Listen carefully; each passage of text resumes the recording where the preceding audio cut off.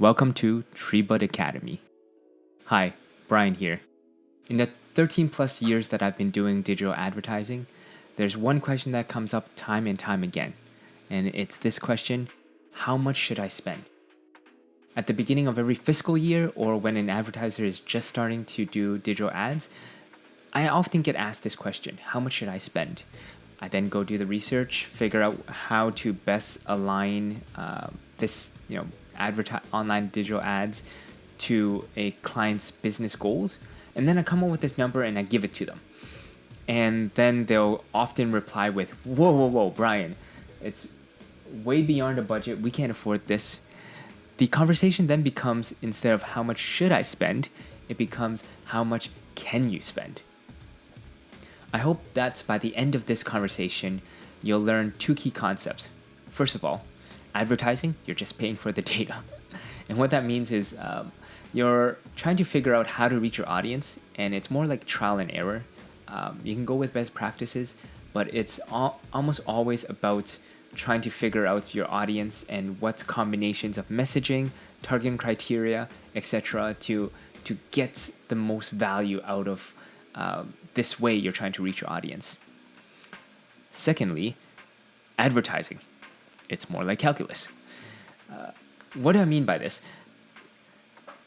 Almost all the time, regardless of what budget you have to spend on advertising, it's no longer about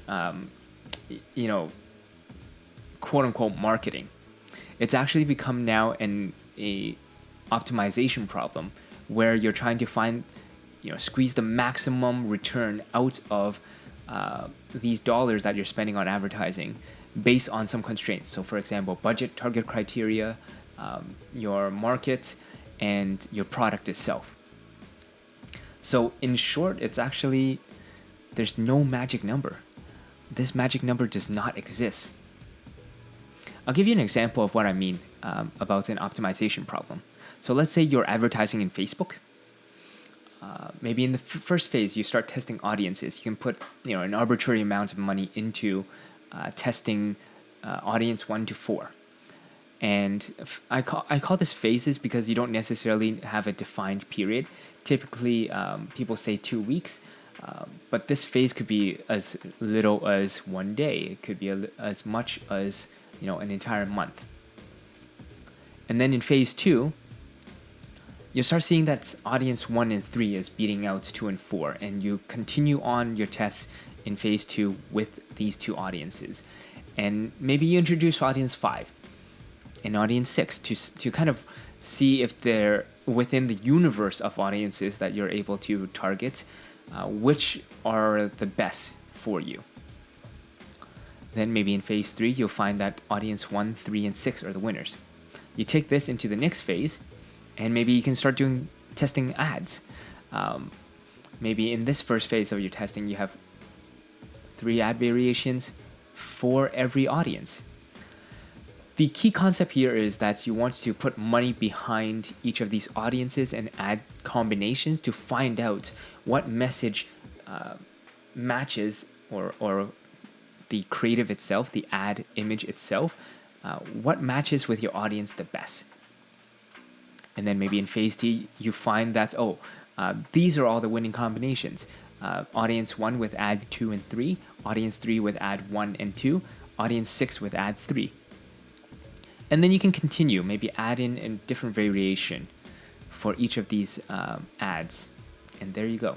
You can set aside budget to do testing in this way. Another example could be in Google Ads. Maybe you can start off with something that's high impression. So what I mean is maybe video ads or maybe display ads. These two ad formats can help you collect data very, very quickly and in a short amount of time with very little money. And you taking this information, these people come onto your website, and if you have Google Analytics installed, what happens is that it can start spitting out other audience targeting criteria for you to start testing with. So that you can incrementally adjust your budget based on how many audiences you're testing.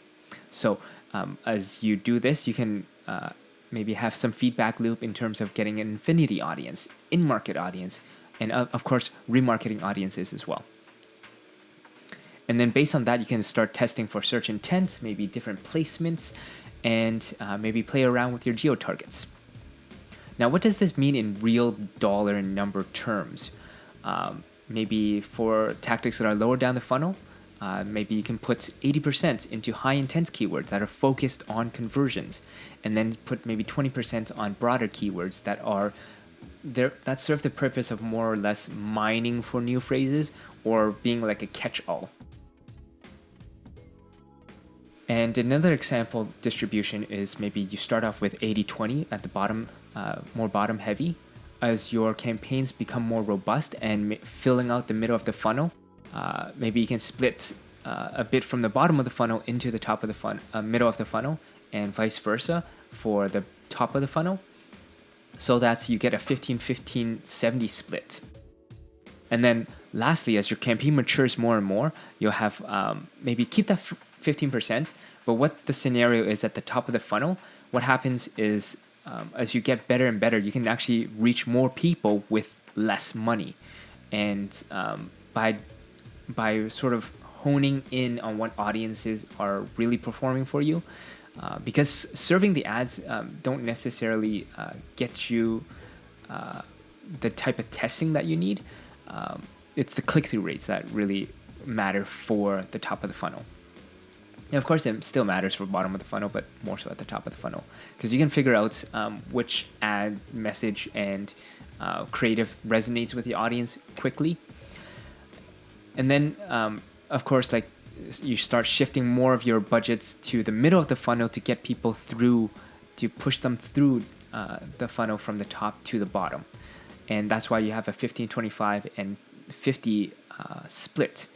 Now, where's that extra 10% coming into play?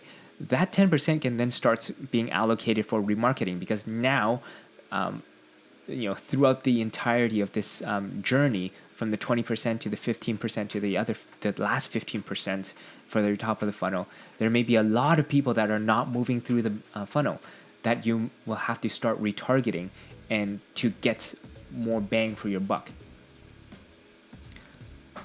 So the key takeaway here is to optimize and maximize. So keep optimizing your campaigns, making sure that you're maximizing your returns. So data analysis is another huge part that has to do with your budget, because how can you make decisions based on your data to shift budget around? I want to actually preach this concept that I always use called good enough analysis. Let's take this tortoise and hare race scenario. And let's say from 0 to 100% confidence in terms of like knowing what the results are, we stop at the 70% mark where we can let the quote unquote race in the test run longer to get more confidence in the data. But let's go through some of the scenarios that could happen here. They could stay on the same trajectory and perform similarly. And in this case, we'll just be wasting time because we know that the hare is winning. They could slow down. But in this scenario, the hare is also still winning. And they could have like exponential growth, like a hockey stick scenario where they just take off. And in this scenario, when we look at all the possibilities here, 2 out of the 9 scenarios end up with the hare losing to the tortoise. So that means close to 22% of the time you will be wrong if you pick the hare as the winner. And the opportunity cost is waiting out that 30% of the time. So 30% of time to have a 79 or 78-ish% to win. So right now it's a cost-benefit analysis.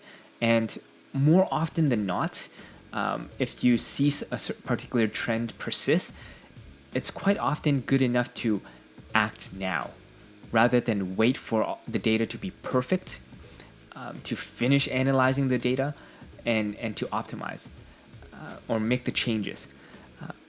managing Google ads and Facebook ads for that matter is an ongoing process. There will always be new things to introduce to test, always be new things to optimize for.